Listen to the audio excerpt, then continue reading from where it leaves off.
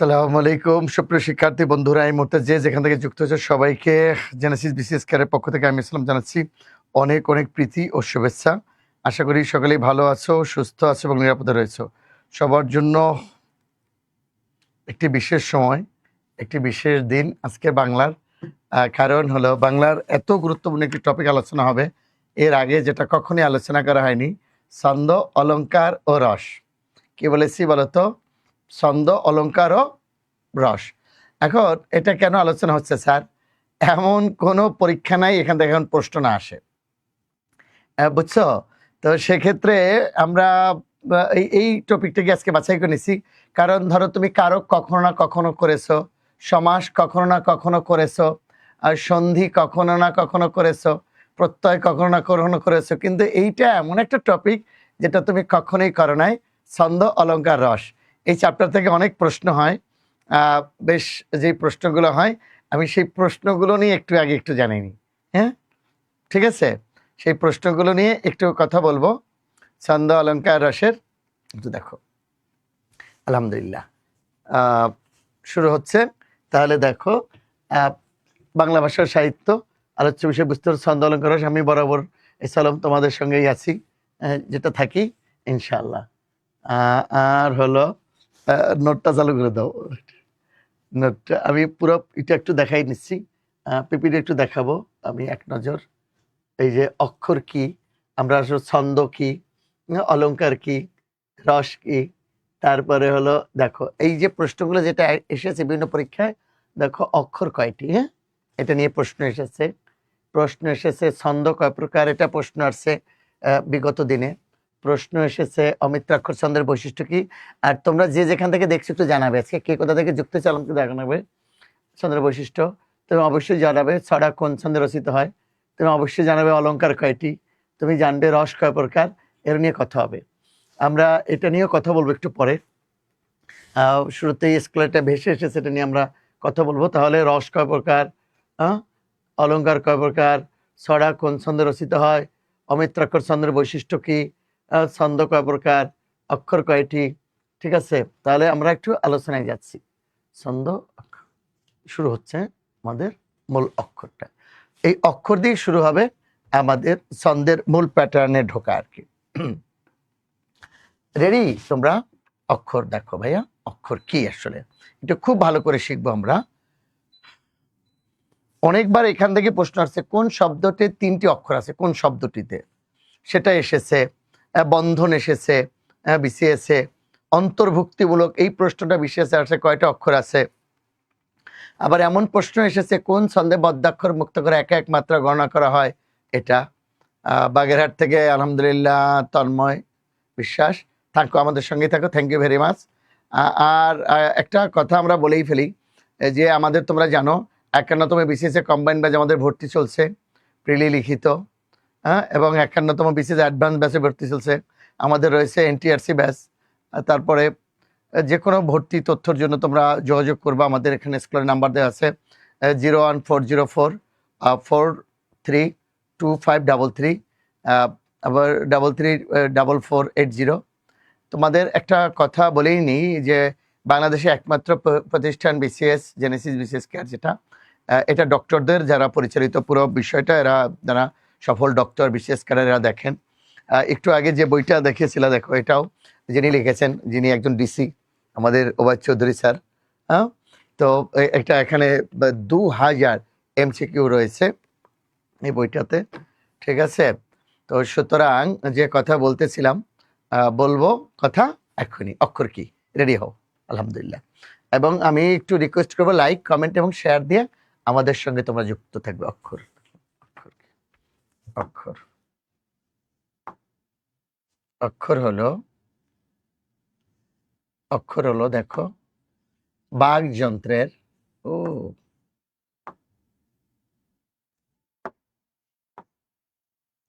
বাকযন্ত্রের, বাকযন্ত্রের মধ্যে সবচেয়ে গুরুত্বপূর্ণ কিন্তু ফুসফুস এবং জিহ্বা, বাকিগুলো সব বাকযন্ত্র। বাকযন্ত্রের স্বল্পতম প্রয়াসে, স্বল্পতম প্রয়াসে প্রয়াসে উচ্চারিত, বাকযন্ত্রের স্বল্পতম উচ্চারিত অর্থবোধক, অর্থবোধক ধ্বনি সমষ্টিকে বলা হয় অক্ষর। বাকযন্ত্রের স্বল্পতম প্রয়াসে উচ্চারিত ধ্বনি সমষ্টিকে বলা হয়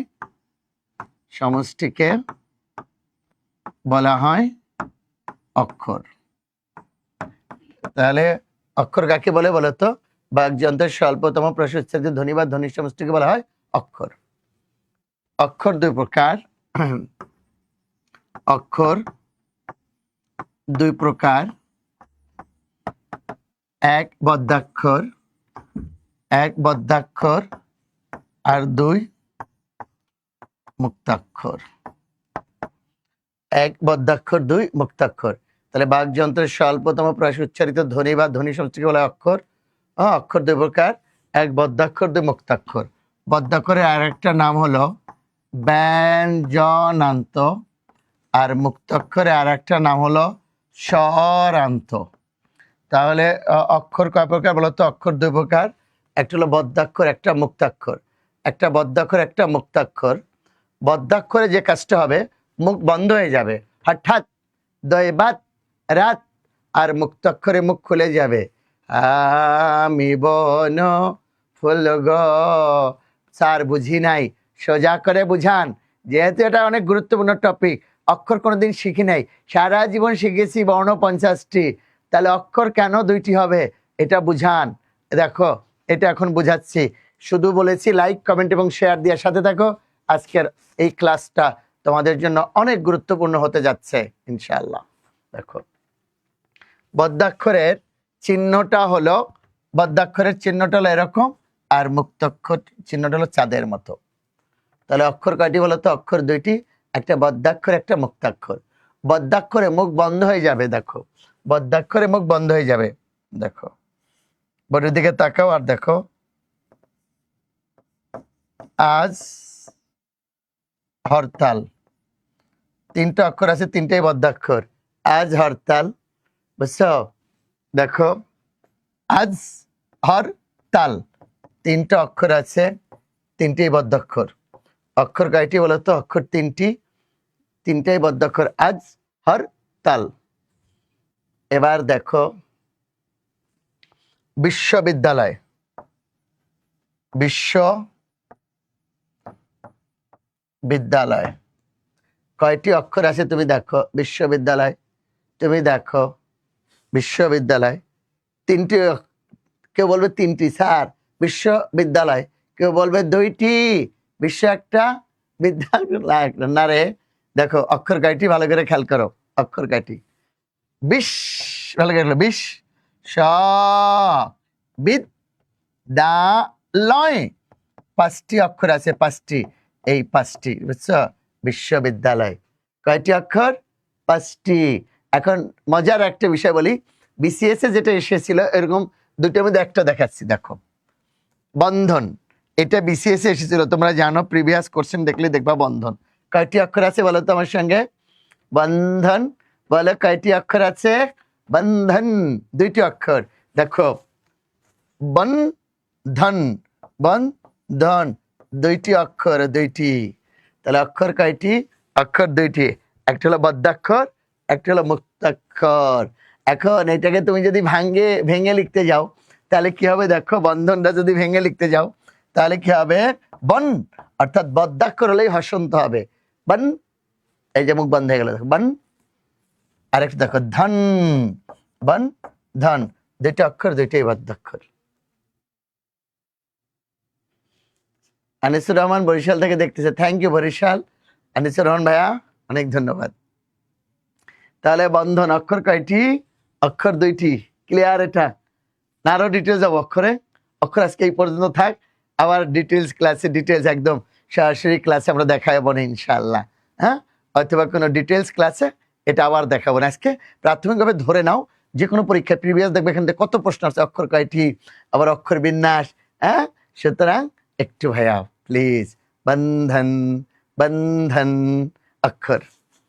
এবার আমি পরের পেপিটিতে যাচ্ছি। দেখো ছন্দ। আচ্ছা ছন্দটা মূলত কি সেটা আমি আসার আগে একটু শোনো। যারা ছন্দ নিয়ে গবেষণারা বলেছেন, এই যে ধানের খেতে যে শিশির, ওই যে বাতাস বয়ে যায়, এটা একটা ছন্দ। পাখির কলতান একটা ছন্দ, ঝর্ণার যে ধ্বনি এটা একটা ছন্দ। তাহলে ছন্দটা কি একটু দেখো, আমি একটু দেখাই ছন্দটা কি। মূলত ছন্দটা হলো কবিতা রচনার বিশেষ বিশেষ পদ্ধতি এই ছন্দ। ছন্দ কি বলতো? কবিতা রচনার বিশেষ পদ্ধতি ছন্দ। ঠিক আছে? বাংলা কবিতার ছন্দ তিনটি। কবিতা রচনার বিশেষ পদ্ধতি এই ছন্দ। বাংলা কবিতার ছন্দ তিনটি। এক স্বরবৃত্ত,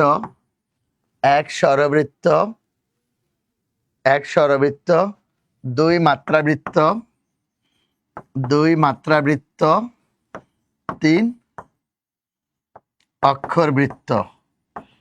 বাংলা কবিতার ছন্দ কয়টি? তিনটি। কি কি বলতো? স্বরবৃত্ত, মাত্রাবৃত্ত, অক্ষরবৃত্ত। বাংলা কবিতার ছন্দ কয়টি বলতো? তিনটি। কি কি? স্বরবৃত্ত, মাত্রাবৃত্ত, অক্ষরবৃত্ত। স্বরবৃত্ত। তাহলে আমরা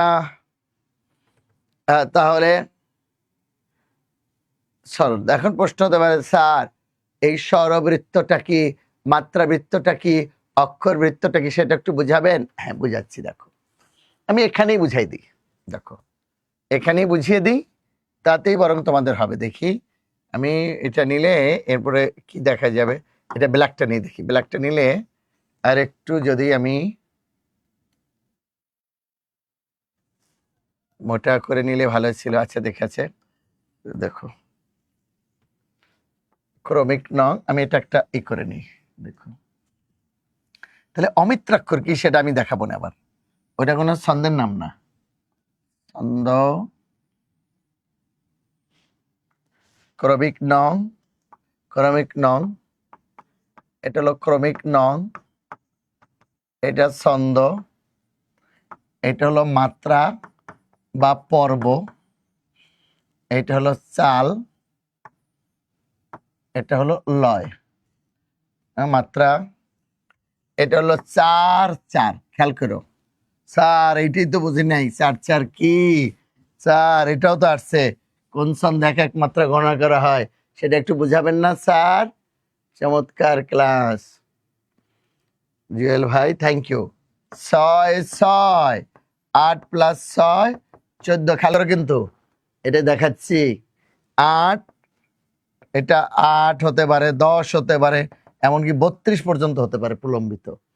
আর চাল মানে কি? তাল না কিন্তু, চাল।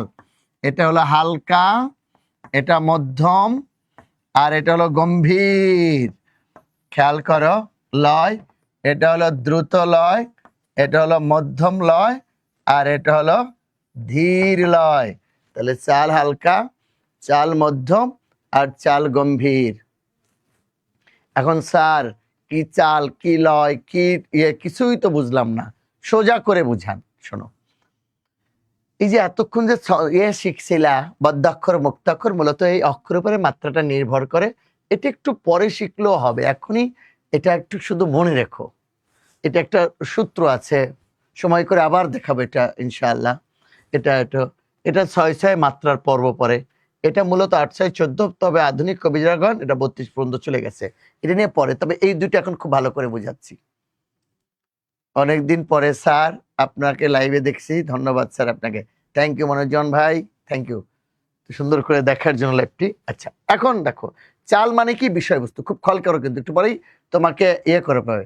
চাল মানে কি? চাল মানে বিষয়বস্তু। হালকা কবিতার কথাবার্তা সব হালকা কথাবার্তা, মানে বিষয়বস্তু হালকা হলেই স্বরবৃত্ত। ছোট বাচ্চাদের ছড়াগুলো আছে, আম পাত্তা জোড়া জোড়া, মারবো চাবুক চড়বো গোড়া, একদম হালকা কথাবার্তা। লয় দ্রুত, লয় মানে গতি। আর এটা একটু পরে আসি, কারণ এটা বুঝলে এটা সুবিধা হবে। গম্ভীর, হে দারিদ্র তুমি মরে করেছ মহান, তুমি মরে দাঁড়িয়েছ খ্রিস্টের সম্মান, কণ্টক মুকুট শোভা দিয়েছ তাপস, অসংকোচ প্রকাশের দুরন্ত সাহস। একেবারেই হালকা, যে গম্ভীর ধীর লয়। কিংবা ওই যে সনেটগুলো কিন্তু সনেট মহাকাব্য এগুলো সব এখানে লেখা হচ্ছে। সতত হে নদ তুমি পরমোর মনে, সতত তোমারই কথা ভাবিয়ে বিরলে, এগুলো সব অক্ষরবৃত্ত। এগুলো আমি একটা নোট লিখে দেবো, শেষে একটা নোট লিখে দেবো, চমৎকার একটা নোট শেষে যা যা আসতে পারে পরীক্ষায়। তোমরা যদি থাকো তাহলে আমি একটা নোট লিখে দেবো, যা যা আসতে পারে এখান থেকে নোটে লিখে দেবো। Thank you very much, thank you, thank you. আর এটা দেখো, এত হালকাও না, এত গম্ভীর না, এত দ্রুত না, এত ধীর না, মধ্যম, মধ্যম মানের কবিতা, মধ্যম লয়। দেখবা জসীমউদ্দিনের অধিকাংশ কবিতা মাত্রাবৃত্ত ছন্দে লেখা। এই কথাগুলো মনে রেখো, পরে আমাকে লিখতে সুবিধা হবে অনেক। ঠিক আছে, কি কি দেখো জসীমউদ্দিনের, আমার বাড়ি যায় রে ভ্রমরে, বসতে দিব পিড়ে, জলপান যে করতে দিব শালিধানের চিড়ে, শালিধানের চিড়ে দেব ভিন্নি ধানের খই, বাড়ির গাছের কবরি কলা, গামছা বাঁধা দই।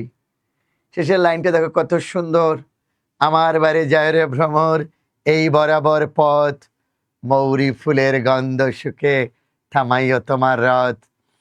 হ্যাঁ, অথবা তুমি যাবে ভাই, যাবে মোরের সাথে, আমাদের ছোট গায়ে, মাত্রাবৃত্ত। তারপরে দেখো আরেকটা দেখো, খবর কবিতাটি জসীমউদ্দিনের, দুইটা লাইন বলি মাঝখান থেকে। শুরুটা তো তোমরা সবাই জানো, হ্যাঁ, এখানে তার দাদির খবর, মাঝখান থেকে দুইটা লাইন বলি মাত্রাবৃত্ত দেখো। যাইবার কালে কহিত আমারে, ধরিয়া দুখানি পা, আমারে দেখিতে যাইও কিন্তু উজানতলির গা। কি সুন্দর, এগুলো সব মাত্রাবৃত্ত ছন্দে। আমি একটা নোট করে দেবো একটু পরে, আগে এইটা একটু মোটামুটি বুঝে নাও। হ্যাঁ, thank you, thank you, thank you Hasanuzzaman ভাই, ইমেল ভাই, থ্যাংক ইউ। আমরা পরের পিপিটিতে আসতেছি। অক্ষর গেল, ছন্দ গেল, অলংকার একটু পরে। এখান থেকে ওই নোট আনতে গেলে এটা দিয়ে আনতে হয় না, নতুন একটা যে আমি আনবো স্লাইড আলাদা নতুন করে লেখার জন্য, একটু পরে। হ্যাঁ, নোট লেখার সময় লাগবে তো আমাদের, ওনাদের নোট লিখে দেবো শেষে। অলংকার দেখো, অলংকার মানে কি তুমি দেখবা মেয়ে সুন্দর, তারপর কানে পড়ে, নাকে পড়ে, গলায় পড়ে, হাতে পড়ে, পায়েও পড়ে না, এটাকে অলংকার বলা হয়। এটা দোষের কিছু না, আরো সুন্দর করে যা আছে তাকে আরো সুন্দর করে সাজানো। সাহিত্যের ক্ষেত্রে এটা এখন লাগবে না, সাহিত্যের ক্ষেত্রে, সাহিত্যের ক্ষেত্রে এটা হলো অলংকার। এটা অলংকার। দেখো তুমি ওখানে চলে যাবার অলংকার না, দেখো এটা নিবনে, নিবনে সমস্যা নেই। অলংকার কি? এটাকে বলা হয় ব্যঞ্জনা, অভিব্যক্তি, প্রকাশ। অলংকার মানে হলো ব্যঞ্জনা, অভিব্যক্তি, প্রকাশ। যেটা আছে সেটাকে আরো সুন্দর করে প্রকাশকে বলা হয় ব্যঞ্জনা, অলংকার। হ্যাঁ, আমি একটু দেখাই অলংকার কাকে বলে। হ্যাঁ, ওটা নিবনে, এটা একটু দাঁড়াও, এটাকে সরিয়ে নিচ্ছি। অলংকার, থ্যাংক ইউ। দেখো নোট লিখে দেবো না, ছন্দ নিয়ে কি কি আসতে পারে ব্যাখ্যা করে দেবো না। অলংকার দেখো, অলংকার হলো, সরি, অলংকার, ও এটা দিয়ে লিখলে আবার থাকবে না লেখাটা, তাই না? অলংকার দেখো, অলংকার কাব্যের, কাব্যের বিশেষ, বিশেষ ব্যঞ্জনাই অলংকার, কাব্যের বিশেষ ব্যঞ্জনাই অলংকার। ব্যঞ্জন মানে অভিব্যক্তি, প্রকাশ। হ্যাঁ, thank you very much Kamrul Hasan ভাই, থ্যাংক ইউ। অলংকার, অলংকার দুই প্রকার। দেখো অলংকার যদি আসে, এটা বিশেষ আসছে অলংকার কয় প্রকার। আমরা এই জন্য এমন একটা টপিক আজকে শুরু করলাম যেটা কেউ পড়ায় না, আমরাই শুরু করলাম সেটা, যেন ছেলেমেয়েরা এখান থেকে প্রশ্ন আসতে পারে। কাব্যের বিশেষ ব্যঞ্জন অলংকার যদি আসে, অলংকার কয় প্রকার, তাহলে তুমি অবশ্যই বলবা অলংকার দুই প্রকার। স্যার সেই দুই প্রকার কি কি একটু বোঝাই দেন। এক, শব্দালংকার, শব্দযোগ অলংকার, সে একসঙ্গে হয় শব্দালংকার। আর দুই হলো অর্থালংকার, অর্থালংকার। তাহলে অলংকার কয় প্রকার? অলংকার দুই প্রকার, একটা হলো শব্দালংকার, একটা হলো অর্থালংকার। তাহলে শব্দালংকার কি, অর্থালংকার কি, সেটা নিয়ে আলোচনা হবে এক্ষুনি। শব্দালংকার দেখো, আমি তাহলে শব্দের বিশেষ ব্যঞ্জন শব্দালংকার, আর অর্থের বিশেষ ব্যঞ্জন হলো অর্থালংকার। শব্দালঙ্কার দেখো, শব্দালঙ্কার দেখো, কুলায়ে, কুলায়ে, কুলায়ে কাপিসে, কুলায়ে কাপিসে বসি কাতর কপত, চুলায় কাপিসে বসি কাতর কপত। আরেকটা দেখো 2, চুলতার কবেকার অন্ধকার, চুলতার কবেকার অন্ধকার বিদিশার নিশা, চুলতার কবেকার অন্ধকার বিদিশার নিশা। এটা আরেকটা লাইন দিয়ে অর্থালঙ্কার পরে বুঝাতে সুবিধা হবে। অর্থালঙ্কার কোথাও যাবে না, কারণ ক্লাসটা আজকের খুবই গুরুত্বপূর্ণ ভাইয়া।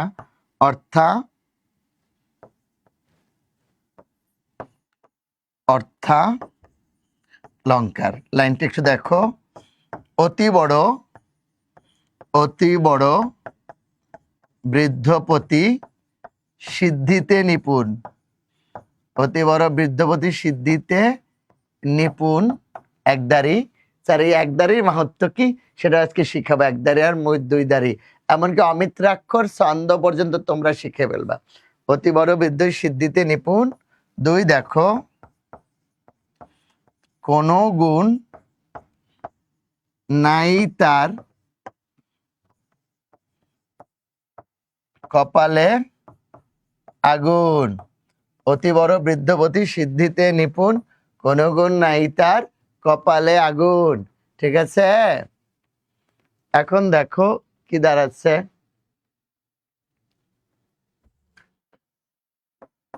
দেখো শব্দের ব্যঞ্জনা শব্দালঙ্কার। শব্দটা একই শব্দ, যখন বারবার দোলা দেয় সেটা হলো শব্দ অলঙ্কার। দেখো কুলায়ে, কুলায়ে, তুমি বোর্ডের দিকে তাকাও, বোর্ডের দিকে তাকাও, বোর্ডের দিকে তাকাও, বোর্ডের দিকে তাকাও। দেখো শব্দের ব্যঞ্জনাটা ক কয়বার আসে দেখো, কুলায়ে, কুলায়ে, কুলায়ে কাপিসে বসি কাতর কপত। দেখছো ক কয়বার আসছে। এবারে দেখো প্রাইমারিতে পর্যন্ত রস থেকে প্রশ্ন আসছে, ছন্দ থেকে প্রশ্ন আসছে। তুমি চিন্তা করছো, কুলায়ে কাপিসে বসি, আর বিসিএস তো পরের কথা। ভালো করে প্রস্তুতি নিয়ে পরীক্ষার হলে যাও, কাউকে জিজ্ঞেস করতে হবে না। এনটিআরসি সামনে, বিসিএস সামনে, ঠিক আছে। আর বাংলাদেশের সবচেয়ে একেবারে স্মার্টলি যে প্রতিষ্ঠানটা হ্যান্ডেল করে সেটা জেনেসিস বিসিএস কেয়ার। খালি একবার কাটাবন মোড়ে এসে তাদের এসে দেখলেই দেখবা, তারা শুধু বিসিএস এর ক্লাসই নেন না, ফাউন্ডেশন কোর্স থেকে প্রিলি লিখিত কম্বাইন্ড যে কোর্সটাকে বলি আমরা সেটা করেছে। 51 অ্যাডভান্স ব্যাচ আছে, এনটিআরসির ব্যাচ আছে, এবং তারা নিজেরা দেখো তোমাদের জন্য একেবারে 1000 প্রশ্নের, একজন ডিসির তত্ত্বাবধানে 1000 প্রশ্নের, যিনি সফল তিনি জানেন সফলতা কি, যিনি ক্যারিয়ার কনসালটেন্ট তোমরা ওয়াই চৌধুরী স্যারকে জানো। 1000 প্রশ্নের একটা বিশেষ বিশাল সমাহার, 50 শেষ মডেল টেস্ট, সরি 1000 না 10,000 প্রশ্নের 50টা। ঠিক আছে, তুমি চিন্তা করছো, সাথে আবার উত্তরপত্র আলাদা। আবার আবার তুমি যেন নিজে নিজে করতে পারো সেজন্য দেখো কি করেছেন। আবার এই যে দেখো 50 সেট ওএমআর শিট সেটাও দিয়ে দিয়েছে, জানো কোনো রকমের ঝামেলা না হয়, একদম পিএসসির স্টাইলে ওএমআর শিট। তাহলে আমরা শুরু করতেছি আবারও। তাহলে শব্দের ব্যঞ্জনা শব্দ। এবার একটা পরেরটা মজাটা দেখো, চুলতার কবেকার অন্ধকার বিদিশার নিশা, চুলতার কবেকার অন্ধকার বিদিশার নিশা। এই যে দেখো বারবার এসে দোলা দিচ্ছে, চুলতার কবেকার অন্ধকার বিদিশার, এগুলা। আর অর্থালঙ্কার দেখো, অর্থের ব্যঞ্জনা কি বলছে দেখো, অতি বড় বৃদ্ধপতি সিদ্ধিতে নিপুণ। কি বলছে, অতি বড় বৃদ্ধপতি, মাঝিকে ঈশ্বরী পাটনিকে বলতেছিলেন, ঈশ্বরী পাটনিকে দেবী দুর্গা অন্নদা মঙ্গল কাব্যে পরিচয় দিতে গিয়ে বলেছিলেন, অতি বড় বৃদ্ধপতি সিদ্ধিতে নিপুণ। মাঝি মনে করছে জামাই খুব বুড়া, আর সিদ্ধি মানে গাজা, গাজা খায়, কোনো গুণ নাই তার কপালে আগুন। মাঝি মনে করছে তার কোনো গুণ নাই, কপালে আগুন, বকা দিচ্ছে। একজন দেবী তার স্বামীর সম্পর্কে এটা বলতে পারে? কখনোই না। দেবী কি বলছে এবার বোঝার চেষ্টা করো। তিনি বলেছেন, অতি বড় বৃদ্ধপতি, আমার স্বামী দেবাদিদেব শিব সবার বৃদ্ধ, সিদ্ধিতে নিপুণ, যখন তপস্যা করে স্ত্রীকে পর্যন্ত ভুলে যায়। কোন গুণ নাই তার?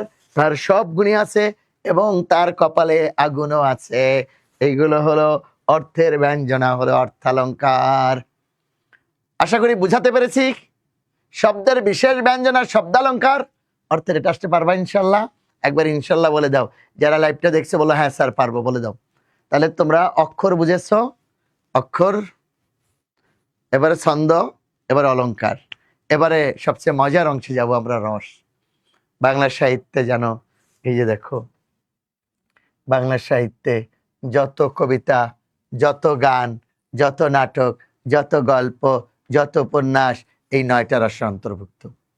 যত কবিতা, যত গান, যত গল্প, যত উপন্যাস, এই 9টা রসের অন্তর্গত। ঠিক আছে?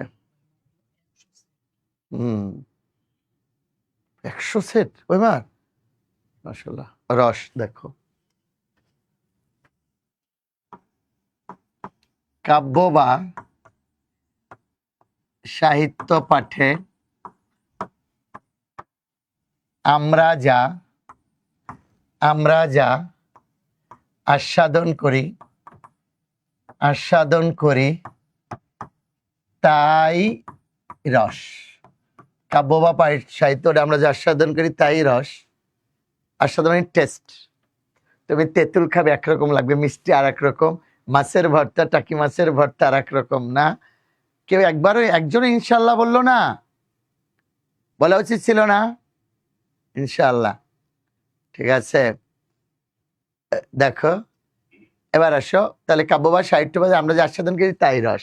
এবার দেখো, বাংলা সাহিত্যে রস 9টি। বাংলা সাহিত্যে রস 9টি। বাংলা সাহিত্যে রস 9টি। দেখো কি কি? 1 শৃঙ্গারবাদী রস, 1 2 3 4 5 6। এখানে কিছু ক্যারিশম্যাটিক আছে, এখান থেকে বিশেষ প্রশ্ন আসছে। এখন প্রশ্ন আসবে মেঘনাদ বধ কাব্য কোন ছন্দে লেখা? তখন তুমি কি লিখবা বলো?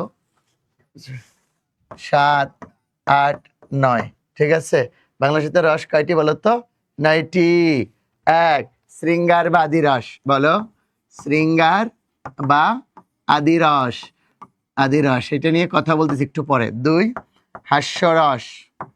হাস্যরস, 3 করুণ রস, 4 রুদ্ররস, 5 বীর রস, 6 বিভৎস রস, 8 শৃঙ্গার বা আদি রস, করুণ রুদ্র বীর রস, বিভৎস রস, ভয়ঙ্কর রস, অদ্ভুত রস, শান্ত রস। বলো, আমাকে বলো। ইনশাল্লাহ, ইনশাল্লাহ। Thank you. দেখো দেখো, রস কাটি, রস 9টি। শৃঙ্গার বা আদি রস, হাস্যরস, করুণ রস, রুদ্র রস, বীর রস, ভয়ঙ্কর রস, বিভৎস রস, অদ্ভুত রস, শান্ত রস। রস কয়টি? রস 9টি। শৃঙ্গারবাদী রস না দেখা আমি চলে যাচ্ছি পাশে। শৃঙ্গারবাদী রস, হাস্যরস, করুণ রস, রুদ্র রস, বীর রস, ভয়ঙ্কর রস, বিভৎস রস, অদ্ভুত রস, শান্ত রস। তাহলে রস কয়টি? রস 9টি। রস 9টি। শৃঙ্গারবাদী রস, হাস্যরস, করুণ রস, রুদ্র রস, বীর রস, ভয়ঙ্কর রস, বিভৎস রস, অদ্ভুত রস, শান্ত রস।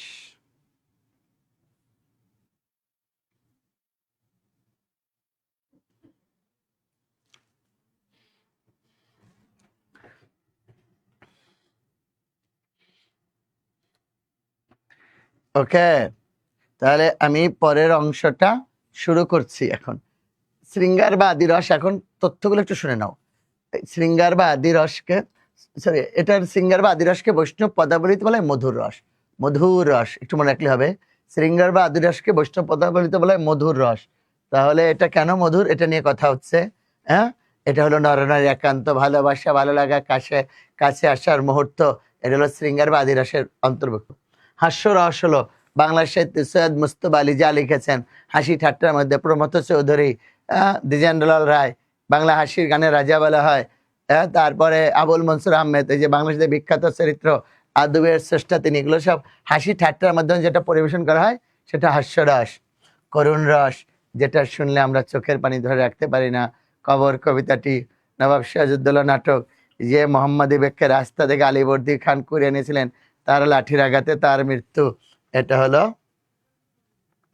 করুণ রস। রুদ্ররস, ভিতরের ক্ষোভ থেকে যে রসের সৃষ্টি হয় সেটা হলো রুদ্ররস। বীর রস, বীরদের কাহিনী যে রসের সৃষ্টি সেটা হলো বীর রস। বিভৎস রস, সেটা দেখতে চাই না যেটা, সেটা হলো বিভৎস রস। হ্যাঁ, একদম দেখো, একটা মানুষ রাস্তার ওখানে গাড়ি ব্যাক করছে, মাথাটা গাড়ির নিচে পড়ে গেছে, কি করেছে, সামনে টান দাও, আবার টান দিয়েছে, মাথাটা রাস্তার সাথে পেস্ট হয়ে গেল, সেটা হলো বিভৎস রস। ও ভয়ঙ্কর, ভয় থেকে যে রসের সৃষ্টি হয় সেটা হলো ভয়ঙ্কর রস। অদ্ভুত, ভয় না তবে মজার মজার ঘটনাগুলো ঘটতেছে, এটা হলো অদ্ভুত রস। হ্যাঁ, আর ভয় থেকে তুমি দেখো রবীন্দ্রনাথ ঠাকুরের কঙ্কাল, নিশীথে ক্ষুধিত পাষাণ, এই গল্পগুলো পড়লে তুমি দেখবা ভয়ে কেমন গা ছমছম করছে, ভয়ঙ্কর রস। আর অদ্ভুত গোয়েন্দা সিরিজের ঘটনাগুলো অদ্ভুত, শান্ত রস। দেখো এই যে বাউল গানগুলো, হাসন রাজা বাউল গানে আমাদের শ্রেষ্ঠ, আর বাউল সম্রাট বলা হয়, বাউল সম্রাট বলা হয় শাহ আব্দুল করিমকে। বসন্ত বাতাসে সৈগ, ঠিক আছে? তাহলে আমার সঙ্গে একটু বলো, শৃঙ্গারবাদী রস, হাস্যরস, করুণ রস, রুদ্র রস, বীর রস, ভয়ঙ্কর রস, বিভৎস রস, অদ্ভুত রস, শান্ত রস। হাসন রাজার, লালন ফকিরের গানগুলো দেখো, আমরা যারা পৃথিবীতে আছি গত 100 বছর আগে কেউ ছিলাম না, আগামী 100 বছর পরেও কেউ মনে করবে না কোথা থেকে এসেছি, কোথায় যাব, এসেছি যখন যাবই বা কেন, আর তারপরের পরিণতিটাই বা কি হবে। খাঁচারে ভেতর অচিন পাখি কেমনে আসে যায়, আমি ধরতে পারলে মনোবেরি দিতাম পাখির পায়। অথবা আমার বাড়ির কাছেই আছে, আমি তাকে চিনি না, আমার বাড়ির পাশে আরশিনগর, সে তাকে পড়শি বসত করে, আমি একদিনও না দেখিলাম তারে, কি কব সেই পড়শির কথা, ও তার হস্তপদ স্কন্দ মাথা নাই রে। আমরা এই যে আলোচনাগুলো করলাম, এর মধ্যে থেকে কয়েকটি গুরুত্বপূর্ণ আমরা প্রশ্ন বিগত বছরের আলোকে একটু দেখি নেই, এক নজর। আমি নোট লিখে দেবো বলেছিলাম, লিখে দেবো। দেখো, অক্ষর কয়টি? অক্ষর কয়টি একটু বলো তো, অক্ষর কয়টি? 2টি, 7টি, 11টি, 25টি, 50টি, অক্ষর কয়টি? একটু আনসার করবে প্লিজ, যারা দেখেছ তারা একটু আনসার করবে, অক্ষর কয়টি?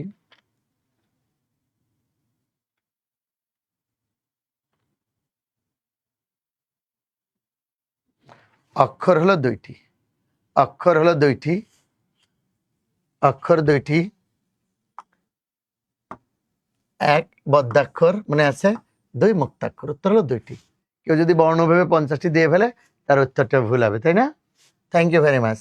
আমরা পরের প্রশ্ন আসছি, পরের দ্বিতীয় প্রশ্ন। ছন্দ কয় প্রকার ভাইয়া? ছন্দ কয় প্রকার? 1 প্রকার, 2 প্রকার, 3 প্রকার, 4 প্রকার? কে আনসার করবে সবার আগে? ছন্দ 3 প্রকার, স্বরবৃত্ত, মাত্রাবৃত্ত, অক্ষরবৃত্ত। স্বরবৃত্ত, মাত্রাবৃত্ত, অক্ষরবৃত্ত। আচ্ছা, থ্যাংক ইউ, থ্যাংক ইউ। অক্ষর 2টি। আচ্ছা, একটা কথা বলি, সেটা হলো যদি মহাকাব্যের 3টা রসের প্রাধান্য থাকে, একটু শুনে নাও। মহাকাব্যের 3টি রসের প্রাধান্য থাকে, শৃঙ্গার, বীর, করুণ। মহাকাব্যের 3টি রসের প্রাধান্য থাকে, শৃঙ্গার, বীর, করুণ। 3টি রসের প্রাধান্য থাকবে, ঠিক আছে?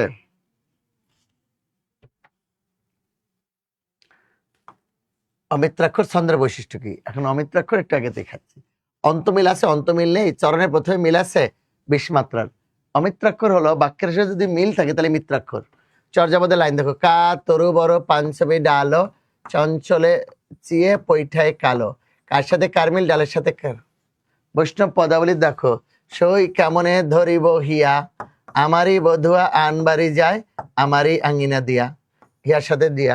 হ্যাঁ, বিশেষণে সবিশেষ কহিবারে পারি, জানো তো নারীর না স্বামীর নাম লাহি নয় নারী। এই যে এই যে লাইনে সে মিল, এই মিলকে বলা হয় মিত্রাক্ষর, এটাকে বলা হয় মিত্রাক্ষর। মাইকেল এসে বললেন, আমিও রান্নায় থাকবো কেন? বরং ওকে নিয়ন্ত্রণ করব। তিনি এসে বললেন, হে বঙ্গ ভান্ডারে তব বিবিধ রতন, তার সবে অবোধ আমি অবহেলা করি। কোনো মিল আছে? এই মিল না থাকার কারণে সে হলো অমিত্রাক্ষর। তাহলে লাইনের শেষে মিল হলে সে হয় মিত্রাক্ষর, আর মিল না থাকার কারণে সে হয় অমিত্রাক্ষর। অমিত্রাক্ষর হলো কোনো মিল নাই, মিলহীনকে বলা হয় অমিত্রাক্ষর। ঠিক আছে? লাইনের শেষে মিল থাকলে মিল, মাইকেল এসে তাহলে অন্তমিল নেই যেটাকে, সেটাকে বলা হয় অমিত্রাক্ষর। মাইকেল প্রথম ব্যবহার করেছিলেন পদ্মাবতী নাটকে, পরে তিনি সফলভাবে ব্যবহার করেছিলেন তিলোত্তমার সম্ভব কাব্যে। মিত্রাক্ষর অমিত্রাক্ষর। ঠিক আছে ভাইয়া, তাহলে আমরা পরের অংশে যাচ্ছি, পরের প্রশ্নে যাব একটু। ছড়া কোন ছন্দে রচিত হয়? ছড়া কোন ছন্দে? এটা আমি নোটের মধ্যে লিখে দিতে চেয়েছিলাম, যদি উত্তরটা পারে অবশ্যই আনসার করবে। Thank you, Anisur Rahman answer করেছেন, আমাদের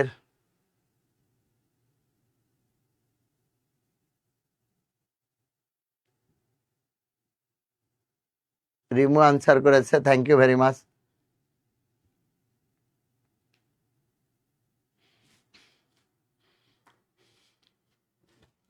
ঠিক আছে, ছড়া স্বরবৃত্ত ছন্দে রচিত হয়। ছড়াটা স্বরবৃত্ত ছন্দে, এটা আমি বলতেছি কেন। রস কয় প্রকার ভাইয়া? রস কয় প্রকার? রস হলো 9 প্রকার। শৃঙ্গারবাদী রস, হাস্যরস, করুণরস, রস। এই ছিল মোটামুটি আমাদের আলোচনা। আমি নোটটা লিখে দেবো তার আগে আমরা যে বইটা নিয়ে আলোচনা করছিলাম, এই মুহূর্তে বাংলাদেশের হটকেক, আমাদের 200 নাম্বারের মোট 50 সেট, দ্যাট মিনস 10,000 আর বাছাই করা প্রশ্ন সম্বলিত সেই বিশাল যে বইটি, তার একটি চমৎকার সাথে উত্তরপত্র দেয়া আছে, এবং জেনেসিসের উত্তরপত্র দেয়া আছে, সাথে একটা ওএমআর শিট, এরকম 100 ওএমআর শিট। এটা গেল আমাদের। এটা আবারও আর একটা, এটা তাহলে দেখাই দিলাম আমরা, এটা পূর্ণাঙ্গ বইটা সুন্দর করে,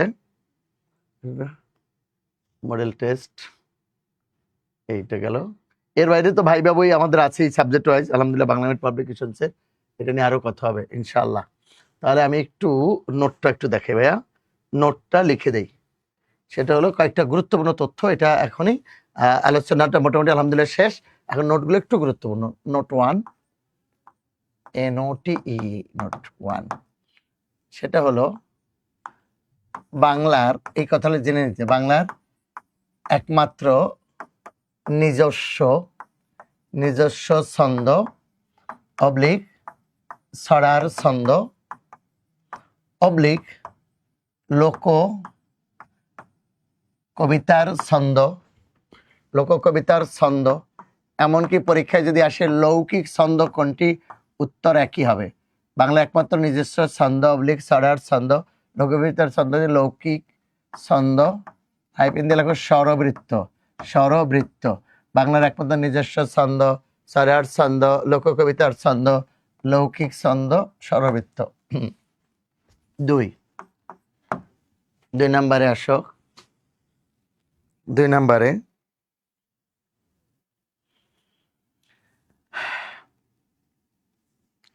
সনেট, সনেট এবং গুরুগম্ভীর শিখেছিলাম শুরুতেই, এবং মহাকাব্যের মতো সনেট এবং যতগুলো প্রশ্ন এখান থেকে আসে, মহাকাব্যের মতো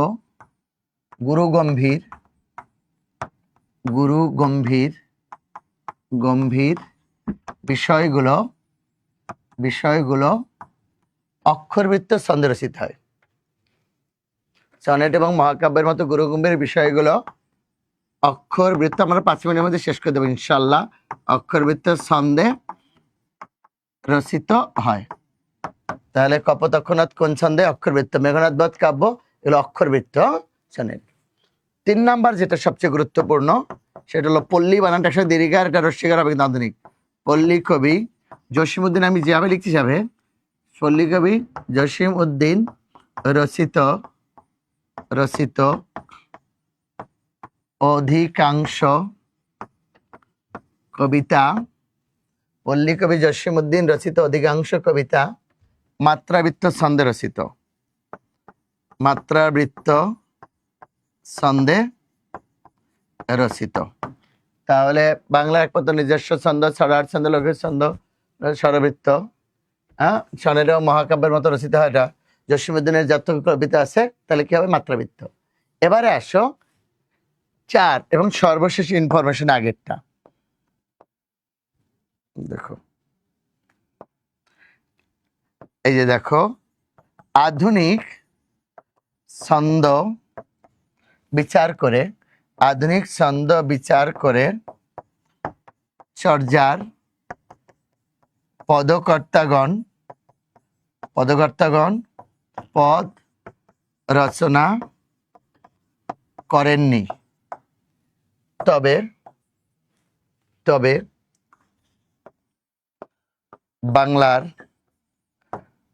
বাংলার প্রচলিত কোনো ছন্দে ফেলতে হলে চর্যাপদকে মাত্রাবৃত্ত ছন্দে ফেলতে হয়। তাহলে চর্যাপদ কিন্তু মাত্রাবৃত্ত ছন্দে লিখেন না ওরা, ফেললে মাত্রাবৃত্ত। আমি আবারও শুরু থেকে একবার বলে যাচ্ছি, দেখো, বাংলার একমাত্র নিজস্ব ছন্দ অবলিক ছড়ার ছন্দ অবলিক লোক কবিতার ছন্দ বা লৌকিক ছন্দ স্বরবৃত্ত। সনেট এবং মহাকাব্যের মতো গুরুগম্ভীর বিষয়গুলো, সনেট এবং মহাকাব্যের মতো গুরুগম্ভীর বিষয়গুলো অক্ষরবৃত্ত ছন্দে রচিত হয়। পল্লী কবি জসীমউদ্দীন রচিত অধিকাংশ কবিতা মাত্রাবৃত্ত ছন্দে রচিত। তাহলে কপোতাক্ষ নদ কোন ছন্দে? ওটা তো আলাদাই অক্ষরবৃত্ত হবে, কারণ আর পল্লীকবি কবর এগুলো মাত্রাবৃত্ত। আধুনিক ছন্দ বিচার করে চর্যার পদকর্তাগণ পদ রচনা করেননি। তবে বাংলার প্রচলিত কোনো ছন্দে ফেলতে হলে চর্যাপদকে মাত্রাবৃত্ত ছন্দে ফেলতে হয়। লাস্ট ইনফরমেশন দেখো, বাংলা সাহিত্যে আর একটা কথা বলছি, যদি কখনো প্রশ্ন আসে বাংলা অমিত্রাক্ষর ছন্দের প্রবর্তক মাইকেল মধুসূদন দত্ত। বাংলা সাহিত্যে বিদ্রোহী কবিতাটি ব্যতিক্রম, যেটি গুরুগম্ভীর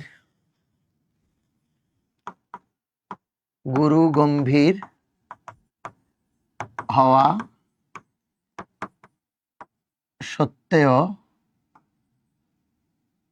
সত্ত্বেও ইন স্পাইট অফ মাত্রাবৃত্ত ছন্দে রচিত। বিদ্রোহী কবিতাটি ব্যতিক্রম, যেটি গুরুগম্ভীর হওয়া সত্ত্বেও মাত্রাবৃত্ত রচিত। বাংলা সাহিত্যে বিদ্রোহী কবিতাটি ব্যতিক্রম, যেটি গুরুগম্ভীর হওয়া সত্ত্বেও মাত্রাবৃত্ত ছন্দে রচিত। তাহলে কবর কোন ছন্দে রচিত? কপোতাক্ষ নদ, এগুলো সব মাত্রাবৃত্ত ছন্দে রচিত। তাহলে কি দাঁড়াচ্ছে? দলত মাত্রাবৃত্ত ছন্দে রচিত। ওকে, তাহলে এই ছিল আমাদের আজকের মূল আলোচনা। ঠিক আছে? ওকে, কারো যদি কোনো প্রশ্ন বা জিজ্ঞাসা থাকে তাহলে আমি আছি, নাহলে আর কয়েক মিনিটের মধ্যে আমরা ক্লোজ করে দেবো, 1 মিনিটের মধ্যে ইনশাআল্লাহ। সবাইকে অনেক অনেক ধন্যবাদ, সবার প্রতি অনেক কৃতজ্ঞতা যে বাংলা একেবারে একটা নতুন চ্যাপ্টার ছন্দ অলঙ্কার রসের মতো আমার সঙ্গে তোমরা এতক্ষণ ছিলে, সেই জন্য ধন্যবাদ, কৃতজ্ঞতা। যেন পরীক্ষা এখান থেকে কমন আসলে যেন পারো, দরকার হলে বাসায় একটু অক্ষরে প্র্যাকটিস করো। তাহলে কি এক নজরে বলে নেই কি শিখলাম? অক্ষর 2টি, বদ্যাক্ষর, মুক্তাক্ষর। আমরা শিখেছি বাংলা কবিতার ছন্দ 3টি, স্বরবৃত্ত, মাত্রাবৃত্ত, অক্ষরবৃত্ত। অলঙ্কার 2 প্রকার, একটা শব্দ অলঙ্কার এবং অর্থ অলঙ্কার। বাংলা সাহিত্যে বলেছিলাম রস 9টি, শৃঙ্গার বা আদিরস, হাস্যরস, করুণ রস, বীর রস, ভয়ঙ্কর রস, বীভৎস রস, অদ্ভুত রস, শান্ত রস।